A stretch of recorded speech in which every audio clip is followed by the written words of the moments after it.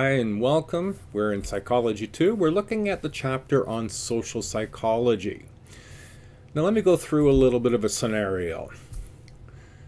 James picked up a large trash can and hurled it through the storefront window.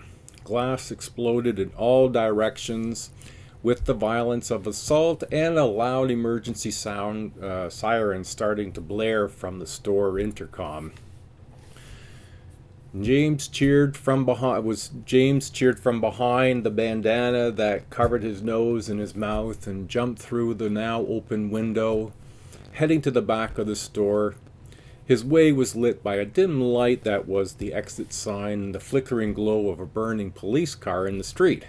James grabbed 4 boxes of basketball shoes before turning and running back towards the storefront. Others were streaming in from the open window now, also grabbing whatever they could get their hands on. Now James jumped back into the street and heard a sharp clank of metal as something hit the pavement nearby. His eyes were starting to sting as the smoke from the tear gas canister billowed out and drifted his way.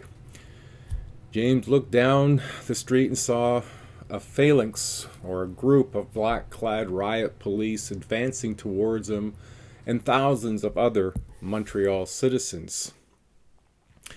On the evening of April 12, 2008, thousands of rioting individuals vandalized and looted 10 stores, threw bottles and bricks at police cars, and damaged 16 police cars, with 5 of those being set ablaze. Damage to the police cars was estimated at $500,000. That is. So, what was the trigger to this event? This behavior. Was this a food shortage riot or a civil rights demonstration gone bad? This riot was a result of the jubilant celebration of hockey fans. The Montreal Canadiens had just won Game 7 of the first round of the Stanley Cup playoffs, and they were now advancing to the next round. So, is James violent and aggressive? Is he a violent and aggressive individual? Well, if we focus only on James himself and the cause of his behavior that night,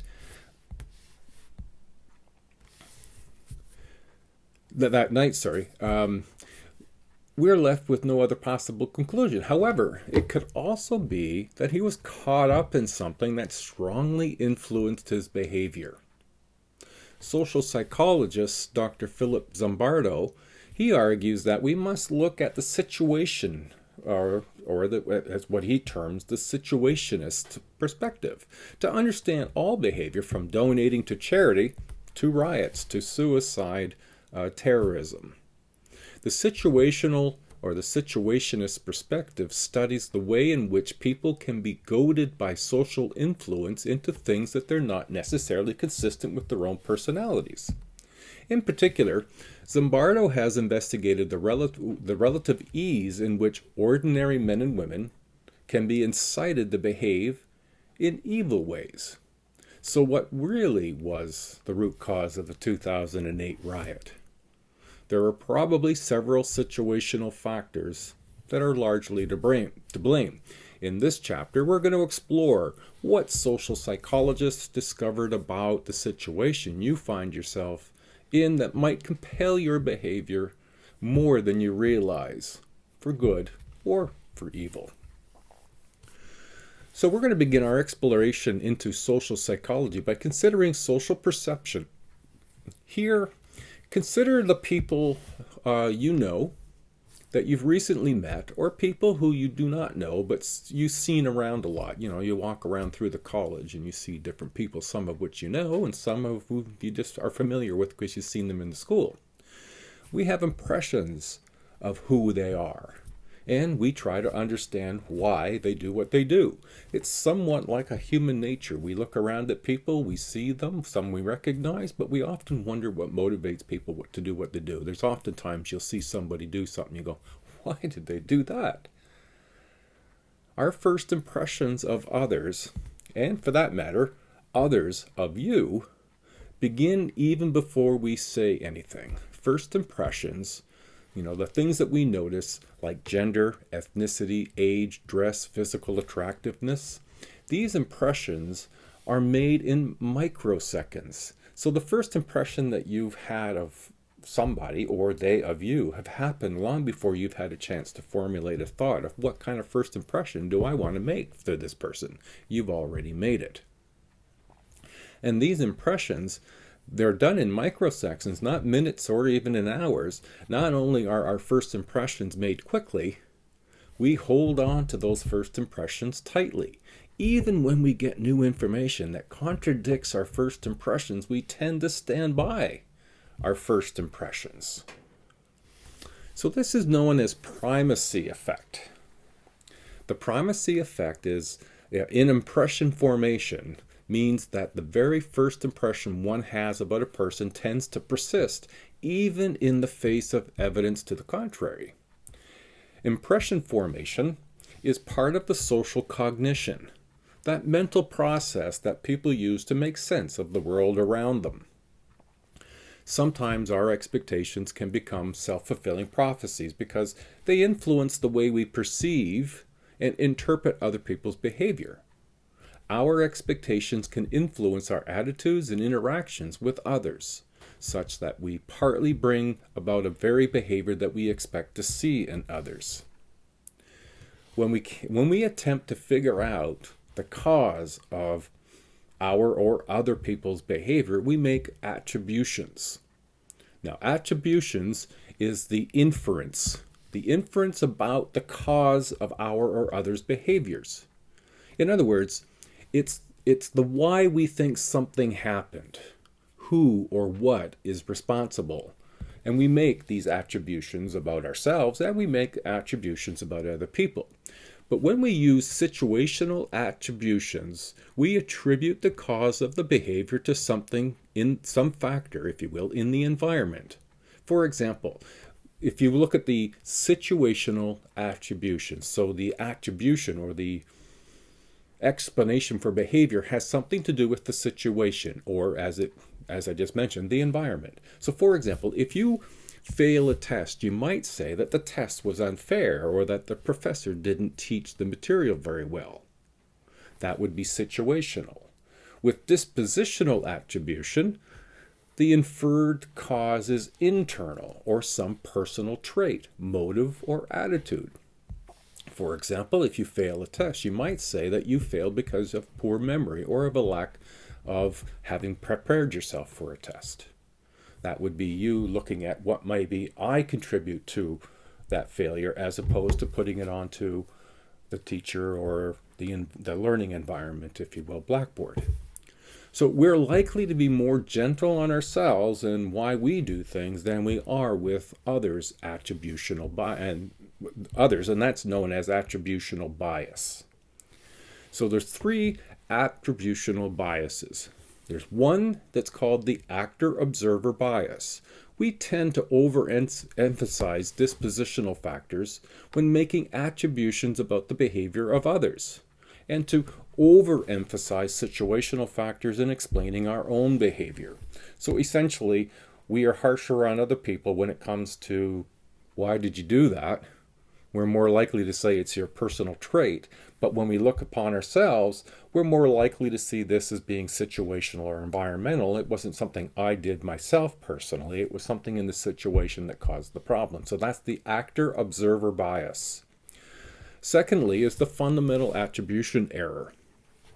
Here we tend to overemphasize internal factors and underestimate situational factors in explaining other people's behavior. And then 3 is the self-serving bias. Here we attribute our success to dispositional causes and our failures to situational. Anything I'm successful at is all on me. Everything that I'm a failure at are to do with things outside of me. So what influences who we are attracted to and who we're not attracted to? What are the influences? Well, attraction is influenced by proximity. So people tend to form relationships with people who are physically in the same area or proximity to them. So that makes sense that we're more likely to be attracted to people we see and are in proximity to more frequently. Proximity influences attraction because it's easier to develop relationships with people who are close at hand. The mere exposure effect is the proximity also increases the likelihood of repeated contacts, and mere exposure tends to increase attraction. And then that kind of makes sense, that the people we see most often are people we will rub shoulders with, interact with, and likely form relationships and be attracted to. 2, similarity. People are attracted to others who are similar to them in some way. People are generally attracted to those who have similar attitudes, interests, and who are similar in economic status, ethnicity, and age. Now, reciprocal liking. Now, here, people tend to like other people who like them in return, or who they believe like them. So that's kind of an important element. So what role, if any, does attractiveness have? Isn't beauty in the eye of the beholder? Well, fortunately or unfortunately, attractiveness does play some role in who we want to interact with. Now, research shows that we have a tendency to prefer symmetricalness in face and body. Now, this has some cross-cultural support. Now, what is meant by that is that we tend to have a preference towards faces that the left side of the face and or body is very similar and symmetrical with the right. That disproportion we find less attractive. Now, the reason why I mentioned that it's cross-culturally supported is that we find that tendency towards symmetricalness doesn't just occur in North America, it happens in other cultures, which gives strength to the notion that that's how we define attractiveness. Whether or not, of course,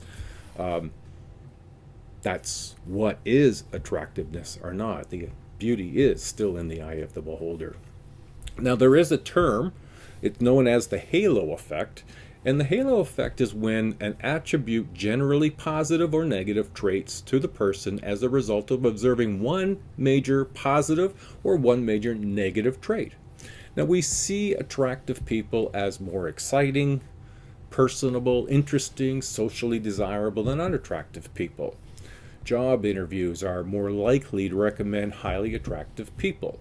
However, we are all influenced by different qualities as we are all raised and experience life through our own perspective. We each are attracted to different qualities in one another. So really, beauty is in the eye of the beholder. We can also look at what is known as the match hypothesis. Now, the match hypothesis suggests that we tend to have spouses, lovers, and friends who are similar or match us in some social assets such as attractiveness. It has been suggested that most people estimate their social assets and realistically expect to attract someone with more or less equal assets.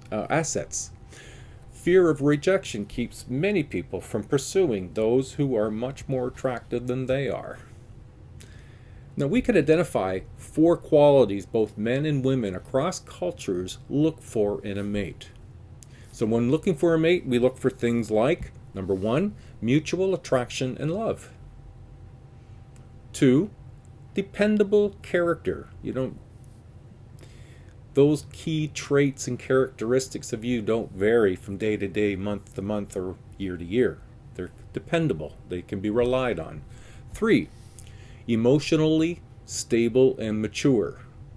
And that can be difficult. I think I mentioned when we did the chapter on cognition, language, and intelligence, I think I was talking about emotional intelligence, and that's around this emotional stability and maturity. And then 4, pleasing disposition. So You're fairly even, you have a sense of humor, you are described by others as being pleasing.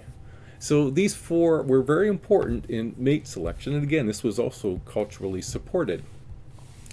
Now, one of the major areas of research by social psychology, and we're going to make a transition here because these 3 elements are very important in society. They affect us almost every single day, and yet we don't give them much thought. In fact, we will often say they don't apply to us. I don't fit this particular mold, and yet the research has been done for over 50 years. And we are affected by these elements far more so. So the topics that we're going to move into are conformity, obedience, and compliance. So whether we like it or not, we all conform to some norms.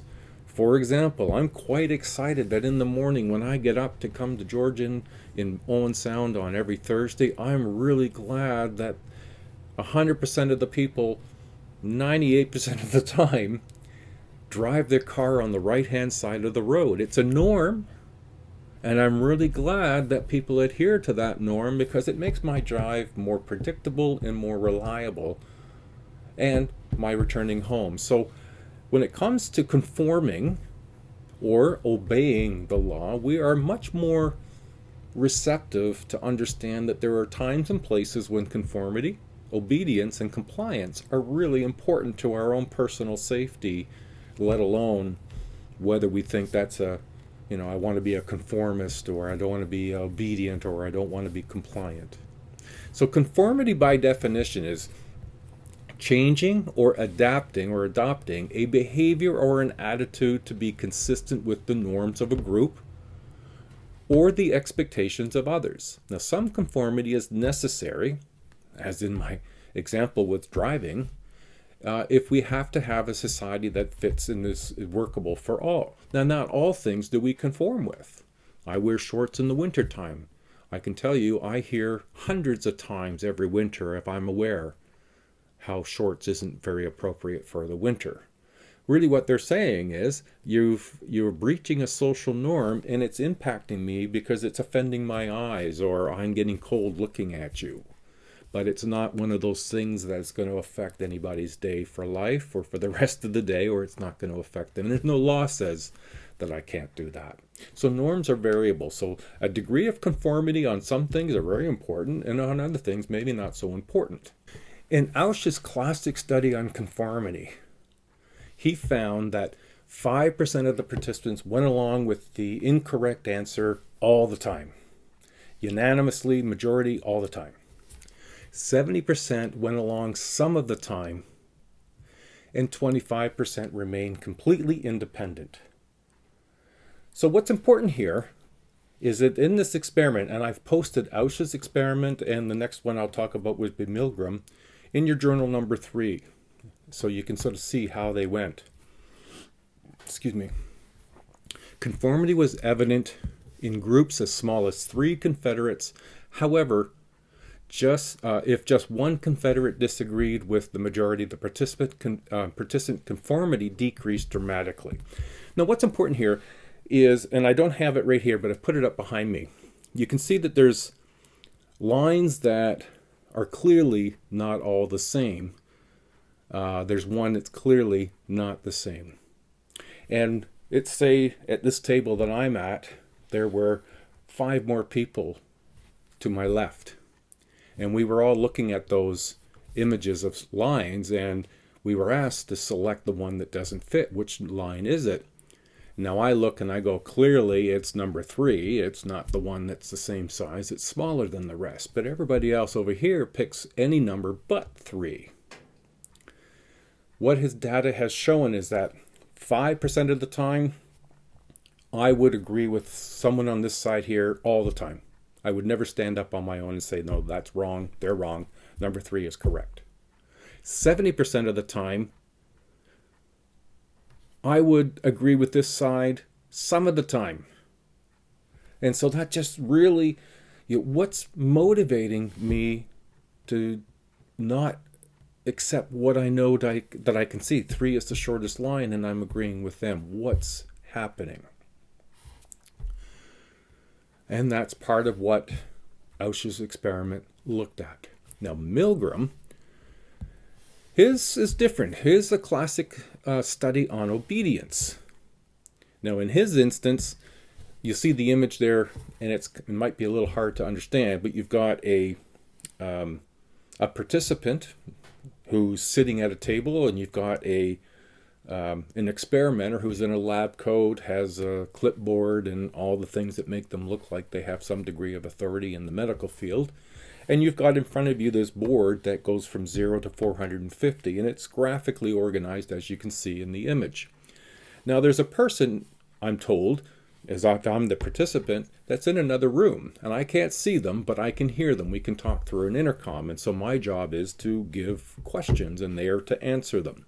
Every time they get a correct answer, I say, way to go, and move on to the next question. But if they get a question wrong, I'm to start at the far left, lowest electrical shock, and give them a jolt of electricity. Every time they get wrong, I go up incrementally. Now, as you can see on the graphic there, there's a representation that it's getting more dangerous as we get high. In fact, it can even be considered lethal. What are the chances people go right to the end? Well, in Milgram's classic study, 65% of the subjects obeyed the experimenter's orders to the end of the experiment and administered what they believed, the participant me would have believed, was increasingly painful shocks to the learner up to a maximum of 450 volts. Now, I've taught this class in class and had this dialogue with students in class, and 0 people said they would do it. Of course 0 people would say they would do it until you're in the situation. And when you're in that situation, you might be surprised, because this experiment, although it's not ethical to do it in exactly the same way it's done now, it has been repeated many times with an altered experimental design, which is less unethical. And the results still bear out to be the same, whether you like it or not, across gender, age, economic variables. That 65% of people who will go through to the end is pretty consistent, which suggests, given the right situation, 65%, most of us, would be obedient. Interesting. Now, compliance. Now, by definition, compliance is acting in accordance with wishes, the suggestions, or the direct request of another person. Now, there's 3 techniques that are used to gain compliance. They are the foot and door technique, the door and face technique, and the lowball technique. So let's look at them individually. The foot and door technique. This is where you're asking for a small commitment, and after gaining compliance, after asking for a bigger commitment. So the foot and door is just to get some way to get the door open so you can have this dialogue. So that's a compliance. So asking for a small commitment, and after gaining that compliance, you ask for a bigger commitment. The door in face technique, here you're asking for a large commitment and being refused. You then ask them for a smaller commitment. And then 3 is the lowball technique, getting a commitment from a person and then raising the cost of that commitment.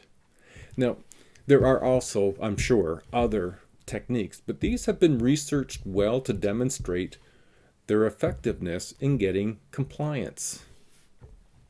This used to be a fairly common experiment that you could almost do on your own, because this was something you would have door-to-door salesmen coming to your door, and they would use some techniques like this in order to get compliance, but to persuade you to purchase the vacuum cleaner, the set of encyclopedias, whatever was being sold. So how do we influence others on performance? And is there such a way that I, as a person, can influence you in running, or in your workouts, or in some other task that you've been asked to do? Is there anything I can do to help? In social psychology, that's known as social facilitation, and it refers to any effect on performance, positive or negative, that can be attributed to the presence of others. Now consider, where some of this initially emerged was back in the 1880s, where the concept of social facilitation was introduced. A researcher who had been at a university was watching cyclists cycle, and noticed something and then did some experimentation. And what he noticed was that cyclists that were cycling alone seemed not to be able to travel quite the same pace over a long race than a group of people could do together.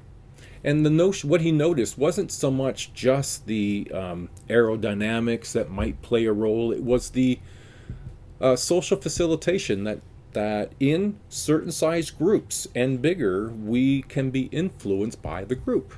The group keeps pushing, and we push along with them. I was in a running group. I used to run and have run almost all my life and been running by myself. I got involved in a running group for the first time about 6 years ago, and it was the first time I really felt the effect. I was noticing that we were running on my Garmin. I was noticing, geez, this is a faster pace than I normally run on my own. I don't know if we should be traveling at this pace. But I hung in with the group, and by the time the run was over, it was an 18K run. I was surprised that I could hang on to that pace for that length of time. And I attributed that to social facilitation. It's being with this group of people. So some of the effects, so there's a thing that's called audience effect. This is the influence of passive spectator performance. And then there's co-action effects. This is the impact on performance caused by the presence of other people engaged in the same task. So that running or cycling example is what that part is about. That's the co-action effect. But if you're working with other people and there's the presence of an employer over you while you do your tasks, in some cases that will improve performance for some, and for others it'll be a negative impact. When others are present, either as an audience or a co-actor, one's performance on easy tasks is usually improved, but performance on more difficult tasks can usually be impaired. Now, there is another term we mentioned about the social benefit, if you will, but there is something that's known as social loafing. And this is a tendency for people to put forth less effort when they are working with others on a common task than when they are working alone. Social loafing can be lessened in a few ways. One, individual output can be monitored or evaluated. People, when are highly involved with the outcome, so when people are highly involved with the outcome, this tends to be less of a problem. And when task is challenging, this seems to be less of a problem. When working with close friends and teammates, this can be a problem. But there is, as a result of working together, there can be what are known as group polarization. And this term is the following a group discussion, group decisions usually shift to a more extreme position in whatever direction the members are leaning toward initially. Not all group discussions are affected by group polarization because members of a group do not always lean in the same direction at the beginning of the discussions. So some subgroups with larger groups have opposing views, compromising rather than polarizing the effect. So rather than pulling the discussion into we are either here or here, polarizing things with more and more people with varying points of view, you can get a little bit more distribution, which evens things out. Now, where it can become a serious problem is what's known as groupthink. And here, members of a tight-knit group are more concerned with preserving group solidarity and uniformity than they are with the objective evaluation of alternatives and decision-making. Now, I think it was the Challenger space flight from out of the U.S. that was going into space that took a teacher, Macaulay, I think it was her last name, and before that was 2 minutes in the air, the Challenger exploded. Part of the resulting investigation pointed a finger at a group of people who investigated the O-rings of the Challenger and were more motivated to stay as a group tightly and preserving the group solidarity, that even though the O-ring issue entered into the discussion and there were some people in the group who really wanted to look at those and refit them, group solidarity won out and they approved.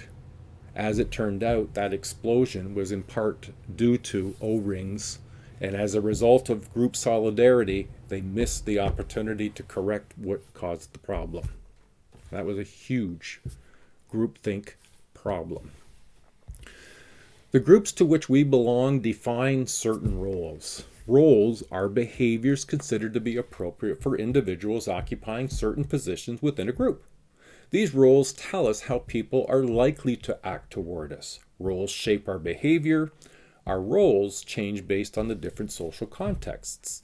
So it's important to know our roles, because when you enter a classroom, you are a student and a teacher is a teacher. You have a teacher assuming the role of instructor and teacher and instructing, and students assuming the role of students. If you're a parent and you're a wife or a husband and you have children, you are a parent or a husband or a father or a wife or a mom, and those are roles you play.